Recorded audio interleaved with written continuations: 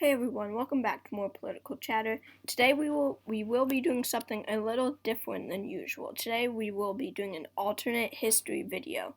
So this is an alternate history video if Richard Nixon was elected in 1960 instead of John F. Kennedy, and we will be going through each president afterwards and how I think that would change the course of history and the timeline of presidents afterwards. Just saying Joe Biden will not be, president right now. So, I just decided to. So it's like the Wikipedia kind of timeline. If you have seen that, it's that theme I just made myself on Google Slides. So Eisenhower, of course, he serves 2 terms. This is, of course, all real. And here, the next president, instead of John F. Kennedy, is Richard M. Nixon, number 35. Not Kennedy, but Nixon. So he's elected. So we have him here, so he, was able to eke out a win over JFK, and so he's president. He's, so this is how long he lives, of course. Oh God, good. And then this is the term that he serves. So I do believe that Nixon would, of course, win in 1960. And then I believe that he would run again in 1964 and lose. I do not think that his term, with the Cuban Missile Crisis and everything, I do not think that he would have handled that as well as Kennedy. And because of that, I do think that he would lose re-election, and Henry Capital Lodge was his running mate. And who do I think he would lose re-election to? JFK himself. I think that JFK would once again run, as he would be extremely popular from 1960. He's the 36th president of the United States. He is not assassinated because he is not in Dallas. He's not serving that term in 1960. So as you can see, he serves 1 term, 1965 through 1969, just 4 years. Democrat 1964, and Hubert Humphrey is his vice president instead of LBJ. And I believe that Kennedy would step down in 1969. I don't think that he would run again, and I believe that he would give his endorsement to his vice president, Hubert Humphrey. I think that Hubert Humphrey would become president after Kennedy. So that means becoming president in 1968 when Humphrey actually ran. But I mind you, Vietnam would not still be going on because Johnson escalated it for the Americans so much, and Kennedy would not have. So, and Nixon wouldn't have, and Humphrey wouldn't have. So, that's not a major issue. And so here's Humphrey. Humphrey serves from 1969 through 1977. So he serves 2 terms. Of course, a Democrat. He's elected in 1968 and is reelected in 1972. That's how I think it would play out. And his vice president is Lyndon Johnson, I decided. However, Johnson died in 1973, so it was vacant after 1973. Alright, let's go to the next slide. Alright, so we are in the 1976 presidential election, not 1980.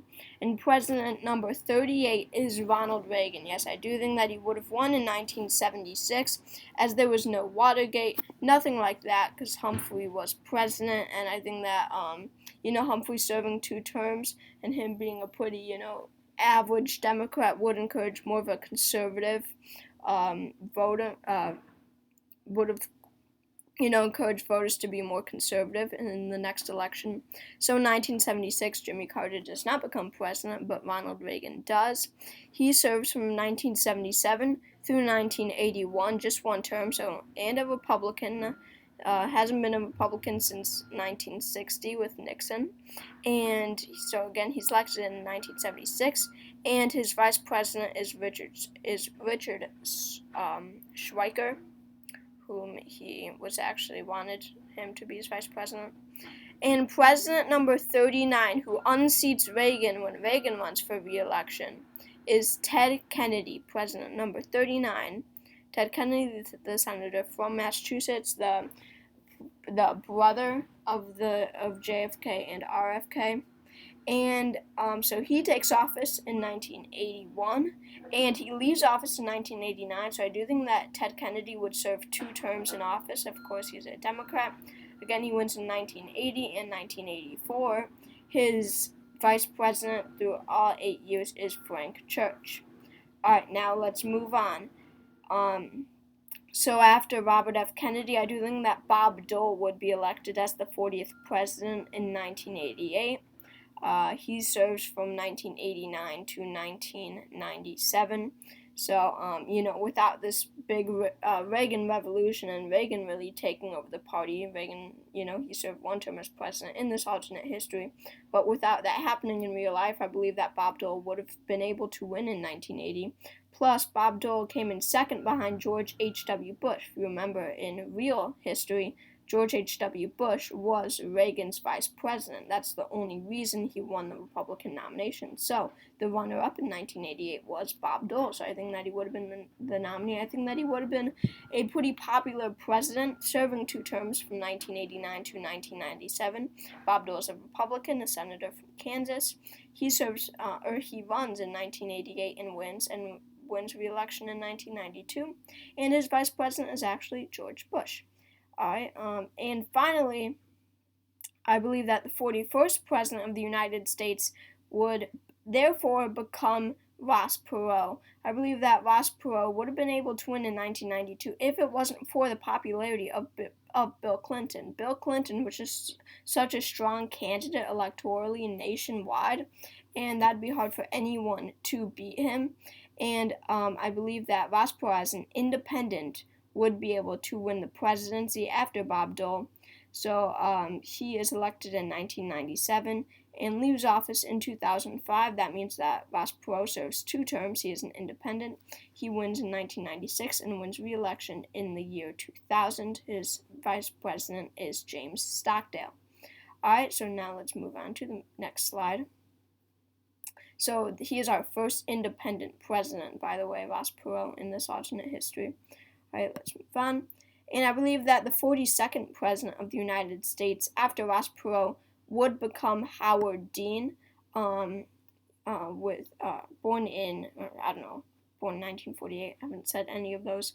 But he takes office in 2005 after Ross Perot and leaves office in 2009, so 1 term as president. He is a Democrat, former governor of Vermont. He has won the 2004 election and over George W. Bush, I mind you. And his vice president is John Kerry. Alright, let's move on to president number 43, Donald Trump. Yeah, so I do believe that Ross Perot, being the first independent president, would actually give third parties a shot, or independents a shot, in presidential elections for the rest of American history. So Donald Trump, I believe, would become the next president after John Dean. I believe that he would unseat Howard Dean running for re-election. I think that Trump would beat him. I think that Trump would win in 2009, or in the 2008 presidential election. And I believe that he would win re-election in 2012. I think that he would be disapproved of nationwide, but I don't see, but the Democrats would probably put up not such a good candidate, and it would cause Donald Trump to win another term. And he is part of the Reform Party. If you didn't know, he used to be part of that party. So yes, he is a reformer. He is part of the Reform Party. He serves from 2009 to 2017. He serves 2 terms in office. And next we have Bernie Sanders, president number 44. This is 2016 now. He takes office in 2017, leaves office in 2024. Bernie serves 2 terms as president in this alternate history. He is a Democrat. He won in 2016, and he won re-election in 2020. And his vice president is Andrew Yang. And after that, Andrew Yang does become the 45th president of the United States. After serving 2 very popular terms as vice president.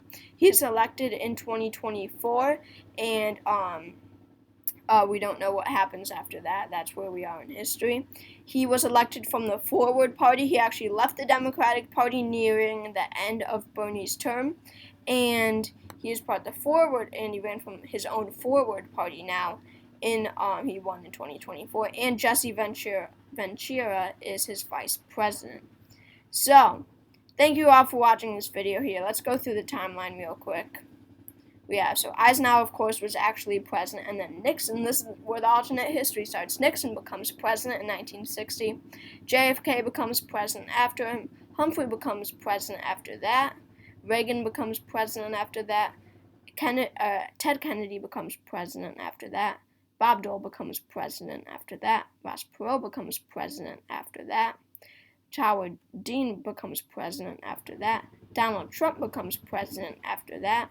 Bernie Sanders becomes president after that, and Andrew Yang becomes president after that. So, thank you all for watching this video. Make sure to subscribe to my channel if you haven't already. Click that subscribe button, and I'll see you all later.